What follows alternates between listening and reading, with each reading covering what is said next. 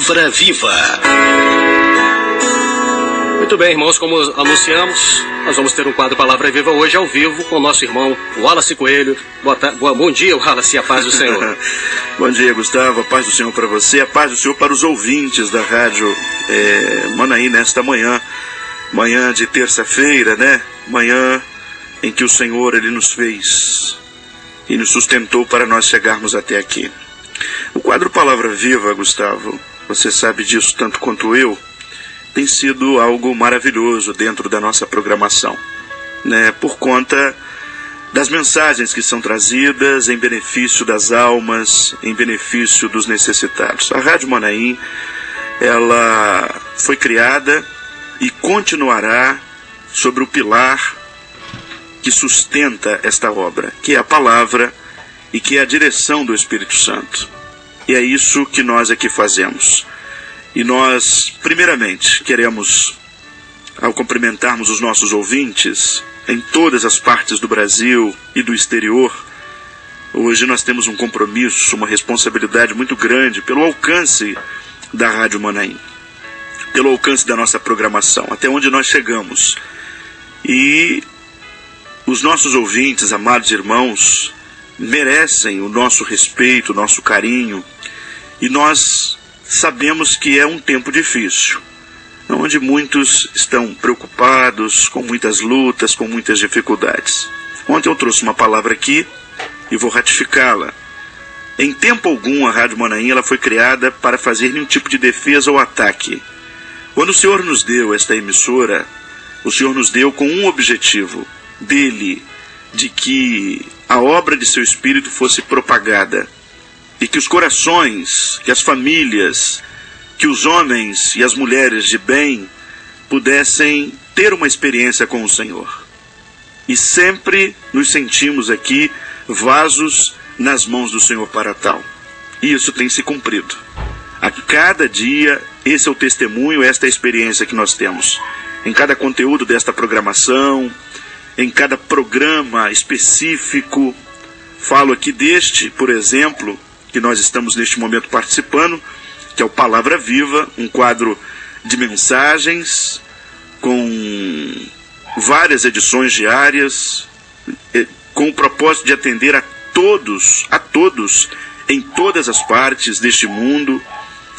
Nós temos o Momento com a Família, que é um quadro extraordinário dentro da nossa programação, que, aliás, não é nem um quadro, é um programa, e um culto, mais do que um programa, é um culto, não é nem um quadro nem um programa, né? Seria um culto, que hoje é realizado dentro dos lares, inclusive de não crentes, de pessoas que, por temos isso, servos e servas, que se dispõem a evangelizar, que se dispõem a falar do amor do Senhor, fizeram com que até estas casas chegassem a programação da Rádio Manaim. Portanto, chega hoje dentro de muitos lares, às sextas-feiras, como exemplo que eu quero pegar, este programa, que é o Momento com a Família, que traz tantos benefícios. Portanto, a Rádio Manaim, ela está firmada nisso. Muitos querem trazer debates para cá, muitos querem, às vezes até mesmo, com mensagens subliminares, e eu disse isso ontem e vou repetir, o nosso Facebook, a programação da Rádio Manaim não vai se prestar a isso. Nós não vamos aqui atacar pessoas, não vamos fazer isso, não é esse o nosso objetivo, não vamos formular opiniões próprias, porque somos servos, todos nós aqui somos servos, e vamos arcar com tudo aquilo que nós falamos diante do Senhor. Portanto, sabemos muito bem, com quem nós estamos lidando, e é em respeito a com quem nós estamos lidando, nosso povo, que nós não vamos trazer debates para esta programação que venha trazer tribulações para os corações. Quando a rádio ela entra no ar, e ela teve o seu início de transmissões no dia 4 de julho de 2012, ela não entrou no ar para pregar um evangelho, excluindo todos aqueles que pregam o evangelho como se somente nós fôssemos donos da verdade. Ela não está no ar para ficar fazendo apelos sentimentais, para ficarmos mostrando para aqueles que nos acompanham situações muitas vezes pessoais, em absoluto. Ela entrou no ar para cumprir uma revelação de 1983, quando um pastor disse que esta instituição, esta igreja, ela teria uma emissora de rádio que iria proporcionar aos homens, às mulheres, às famílias, o evangelho genuíno de Cristo, o evangelho da paz. E que, aonde quer que eles estivessem, quer seja nos seus locais de trabalho, nos afazeres domésticos, e hoje até podemos dizer muito mais, né? Por conta dos avanços tecnológicos, hoje é possível que muitos estejam nos ouvindo nesta hora andando pela rua, dentro de um ônibus, metrô, de um trem, nos acompanhando através de um instrumento, de um smartphone que seja. Então, ou seja, muito mais ainda do que pôde se alcançar em 1983. E a expressão do pastor era a seguinte: esta rádio vai proporcionar a estas famílias, a estas pessoas, uma paz, porque eles poderão estar dentro de seus afazeres, num tempo difícil, num mundo de trevas, de lutas, e não é fácil, não é fácil. Nós estamos aqui, sabemos disso. Você pega um quadro desse como momento de oração, por exemplo, daqui um pouco você vai encerrar sua programação, vai iniciar este quadro, como o Jorge vai fazer, como eu estarei fazendo mais tarde, como a Cidinha e a Eliette fazem, orando pela madrugada, com os motivos que chegam continuamente para nós aqui. E nós sabemos como está sendo difícil o peso da cruz nesta última hora. As lutas, é pais com filhos no hospital, é famílias que estão sendo atacadas, casamentos, é filhos rebeldes, é o desemprego, é o servo de Deus com seu negócio próprio sofrendo. Enfim, nós sabemos como a vida está difícil, como o mundo pesa hoje para nós, principalmente nós que queremos viver uma vida quieta e sossegada, e é o que precisamos, e é por isso que nós oramos. Um companheiro conversava comigo ontem, ele dizia o seguinte: ele reuniu um grupo de jovens na igreja dele para falar sobre as manifestações populares, né? E a palavra dele foi a seguinte para os jovens: o que é mais fácil, protestar ou orar? O que é mais fácil? E sem dúvida que a resposta de todos eles foi a que você responderia: protestar é mais fácil, orar é mais difícil. Porque a oração é um pedido em que você precisa aguardar uma resposta. Só que é a oração que pode muito seus efeitos. Glória a Deus. O protesto até é legítimo, as causas até são justas, mas você acaba caindo na justiça do homem, aguardando a justiça do homem. E o que diz a Bíblia sobre a justiça do homem? Trapo de imundícia. Trapo de imundícia, infelizmente. É o que é a justiça do homem. Mas a de Deus é perfeita. A justiça divina é perfeita. E ela não tarda. Então orar é mais difícil, porque você precisa aguardar essa justiça. Só tem uma coisa: quando a resposta vem, ela vem, está dado a resposta, está resolvido o problema, e o nome dele continua sendo glorificado. Glória a Deus. Esta é a nossa esperança. Efésios capítulo 6, verso 10. A armadura de Deus. No demais, irmãos meus, fortalecei-vos no Senhor e na força do seu poder.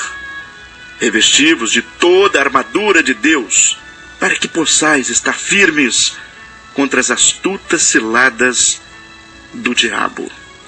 Porque não temos que lutar contra a carne e o sangue, mas sim contra os principados, contra as potestades, contra os príncipes das trevas deste século, contra as hostes celestiais da maldade nos lugares celestiais. Repetindo, contra as hostes espirituais da maldade nos lugares celestiais. Portanto, tomai toda a armadura de Deus, para que possais resistir o dia mau, e havendo feito tudo, ficar firmes. Todos nós temos um dia mau na nossa vida. Todos nós estamos vivendo um dia mau na nossa vida. algo que vem para tirar a nossa fé, tirar a nossa alegria. Eu vim agora para a igreja, para a rádio mais cedo, Gustavo, e passei perto de um templo nosso. E vi um homem de aproximadamente, acredito que mais de 60 anos, pelo menos, mais de 60 anos, limpando o jardim da igreja, cuidando ali. Que bênção, né? E eu confesso a você, eu glorifico muito ao Senhor por esta obra. Eu glorifico muito ao Senhor por este evangelho, por este ensino, porque aquilo ali era se revestir da armadura de Deus. É verdade.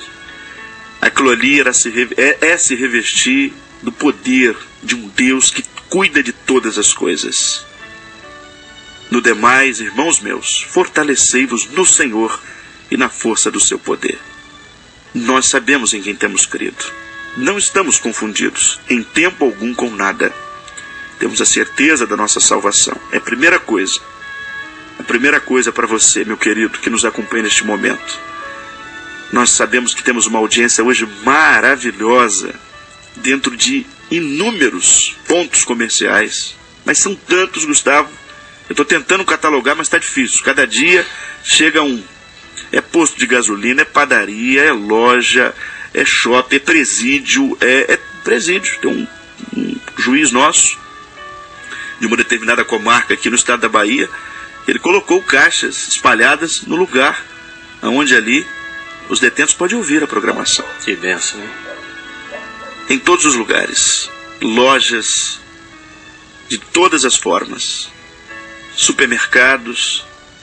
Portanto, são milhares e milhares de pessoas que nos acompanham neste momento. E a palavra viva para você hoje é esta: fortalecei-vos no Senhor. Estais, pois, firmes, tendo cingido os vossos lombos com a verdade, vestida a couraça da justiça, e calçados os pés na preparação do evangelho da paz, tomando sobretudo o escudo da fé, com o qual podereis apagar todos os dardos inflamados do maligno. Todos, não é 1, 2, 3, não. Nenhum deles, todos eles serão apagados pelo escudo da fé. Aleluia. E eu tenho o escudo da fé. Posso dizer isso para você. E se estivesse com dúvidas, eu nessa manhã, ao ver aquele irmão, eu teria me revestido do escudo da fé. Aleluia. Pelo ato da fé de um servo. E são com estes servos que nós aprendemos a amar o Senhor. Anônimos. Engane-se quem pensa que nós estamos fundamentados em homens. Engana-se quem pensa isso. O adversário queria muito uma coisa quando ele enfrentou Israel no tempo de Saul. Ele queria um homem. Dá-me um homem, para que peleje. E Davi, quando foi pelejar com ele, Davi mostrou uma coisa: Israel não era um homem. Israel era uma nação. Aleluia. Israel era o exército do Deus vivo. Glória a Deus. Nós não somos um homem, nós somos um corpo. Nós somos uma nação.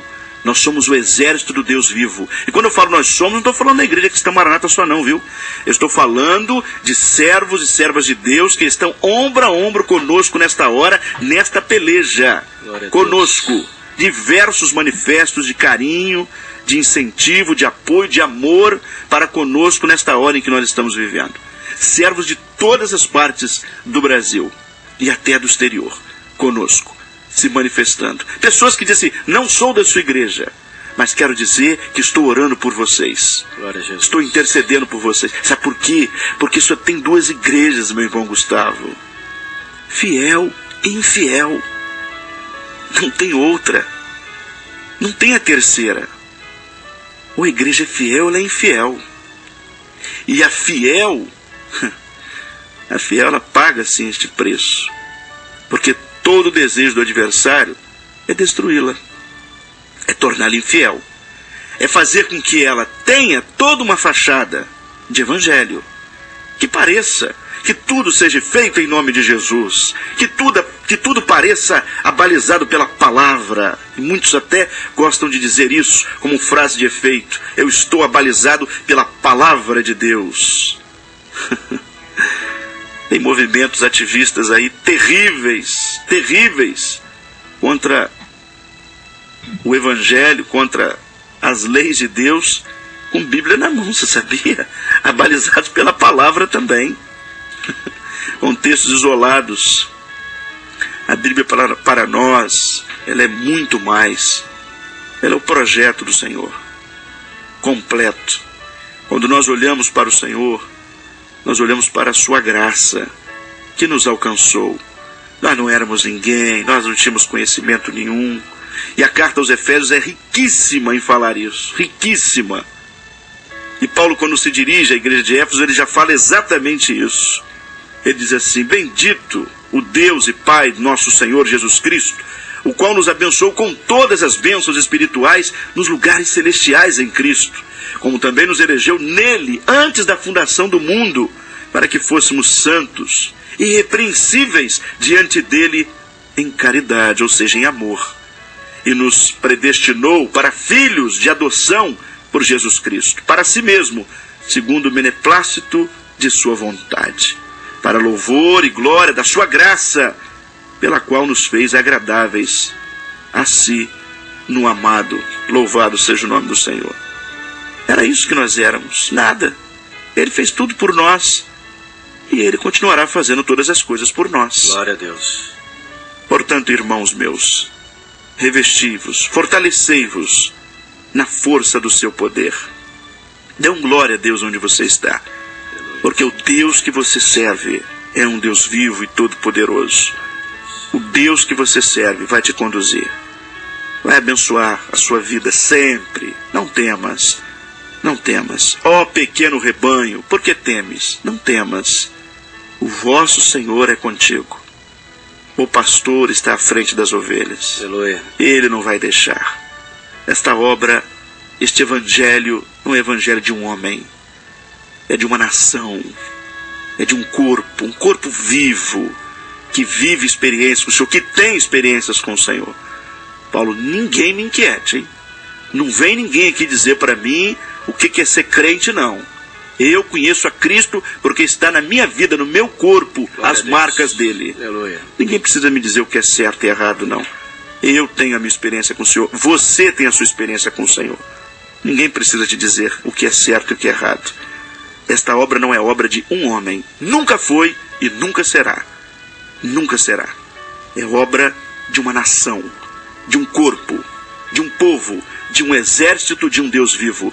E Davi diz assim: você afronta o exército do Deus vivo. Isso não vai ficar assim. Você não vai afrontar o exército do Deus vivo, não. Quem é você, incircunciso filisteu, para fazer isso? Quem é você para afrontar? Você não sabe quem é esse exército. Você não conhece. Ele não conhecia. Ele só passou a conhecer depois da derrota. E nós glorificamos ao Senhor, porque o adversário já foi derrotado. Aleluia. Bendito seja o nome do Senhor. Fica aqui esta palavra, meu irmão, minha irmã, para o seu coração, para a sua vida. Continuaremos em oração, agindo naquilo que o Espírito Santo nos direcionar, nos movimentando naquilo que o Senhor vai nos direcionar. Lembro mais uma vez, esta obra não é obra de um homem, é de uma nação. Nós somos uma nação, a nação eleita pelo Senhor para um dia com Ele morar na sua eternidade.